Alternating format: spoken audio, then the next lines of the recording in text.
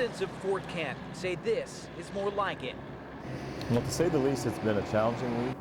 The raging waters have subsided.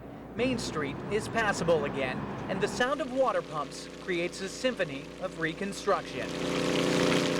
Charles and Jennifer Albert live within a stone's throw of the St. John River dike.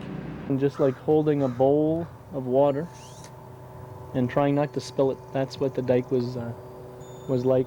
The dike held, and now the neighborhood is cleaning up.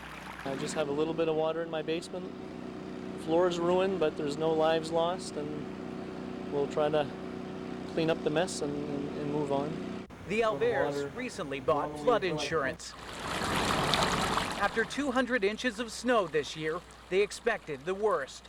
Meanwhile, high above the ravaged region, the state's leaders viewed the damage by helicopter.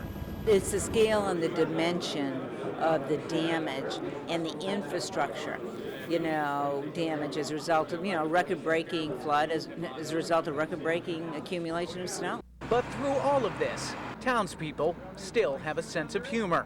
Welcome to Fort Kent, where people come together, come hell or high water. Even though towns like Fort Kent were denied federal disaster relief after the winter, Governor John Baldacci says their requests will not be ignored.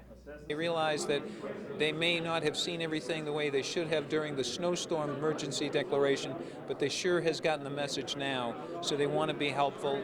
Regional FEMA Director Art Cleaves used to serve as the county's emergency management director. He says FEMA will be here for support.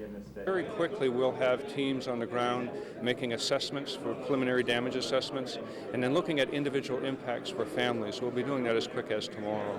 Town manager Don Guimond says right now people are just trying to figure out how to put their town back together. He says there'll be plenty of time for figuring out how to pay for it all later. In Fort Kent, Scott Sassone, News Center.